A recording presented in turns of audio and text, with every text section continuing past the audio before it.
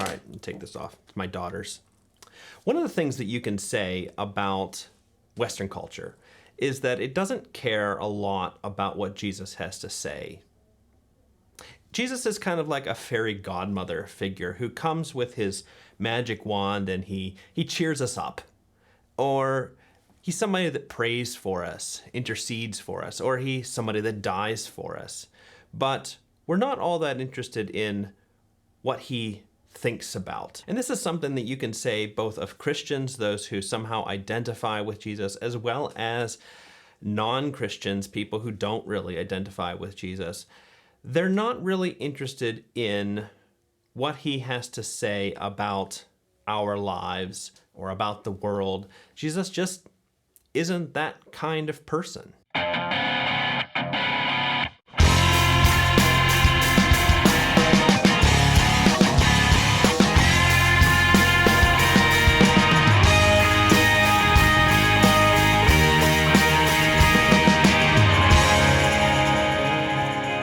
Hey everybody, welcome to the Sanctus Forum. I am Michael Stewart Robb, and I am your sleuth for today.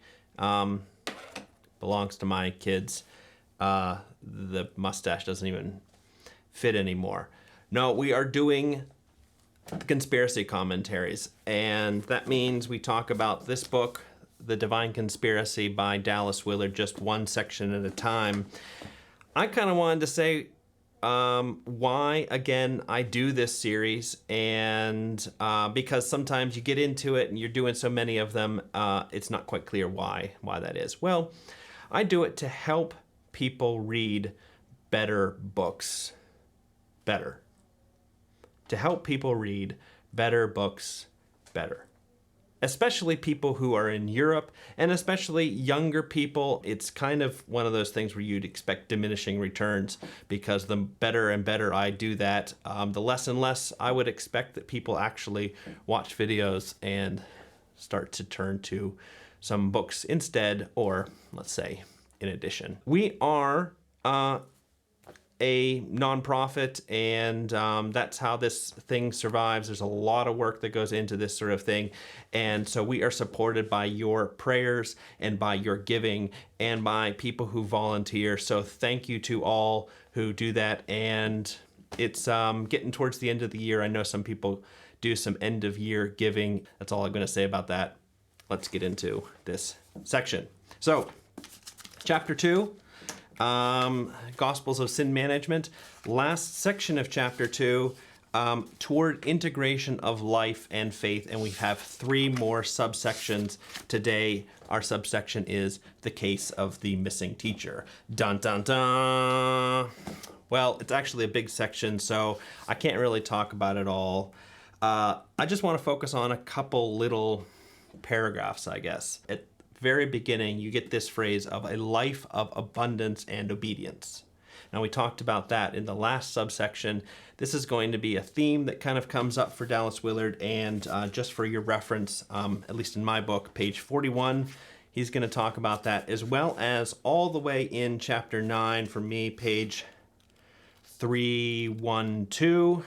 Again, that sort of abundance and obedience is going to come up again, and those are going to be sort of two sides of the same coin for Dallas Willard. So no abundance without obedience, no obedience without abundance. The problem is what we call our faith in Christ often doesn't get us there.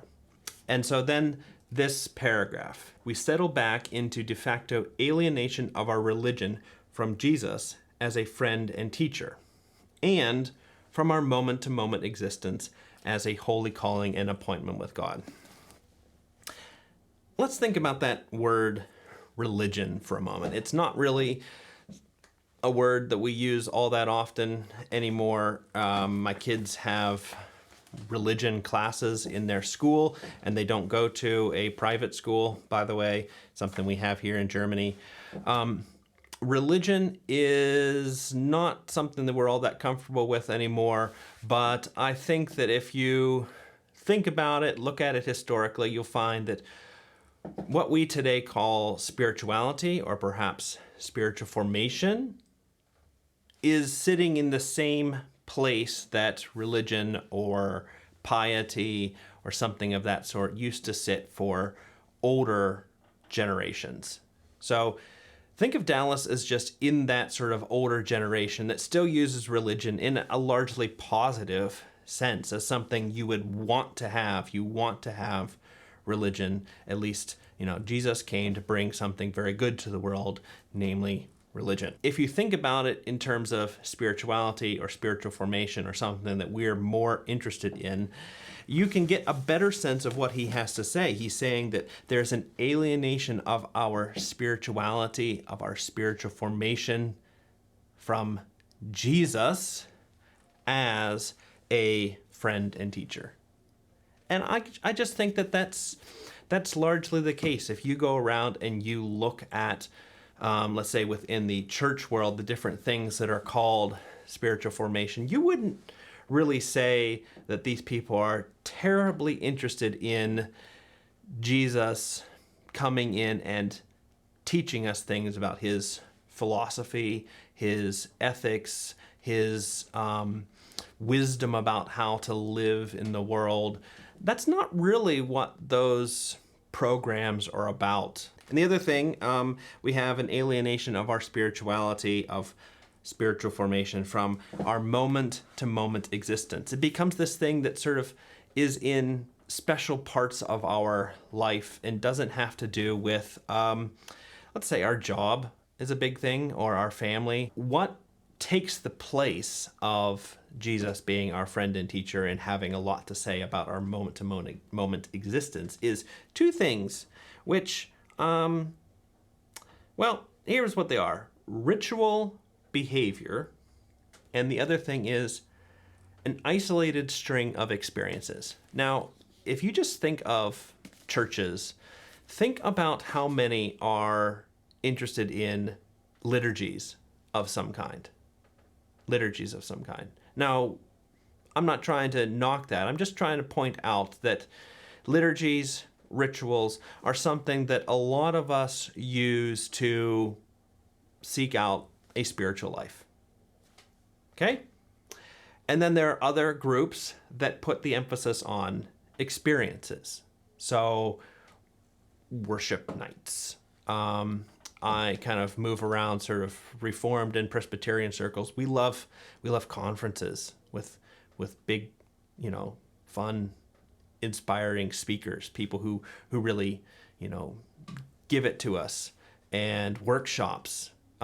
These are experiences, another form of experiences. So we've got sort of rituals, liturgies on one side, and we have experiences, just high moments in our life, whether they're organized by somebody else or possibly even, and I should probably say this about liturgies, it's sometimes that just means personal devotions, having that quiet time, having that sort of ritual in your life.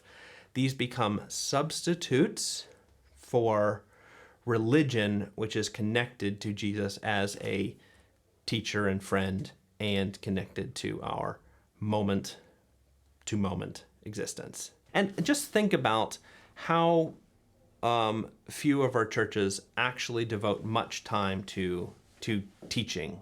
I mean, really the only thing that's left is a sermon in most churches. They do a sermon, but that is so thin in terms of content, in terms of really trying to push people intellectually, that can't really even count as teaching. And of course, that's not even the only way. Dallas has some practical things in here about doing seminars on how to do what Jesus said. Well, we don't do that either. Well, I guess we've got a lot to work on here, and this is kind of Dallas's setup for what he's going to do in the rest of the book, which is to actually look at Jesus's teachings.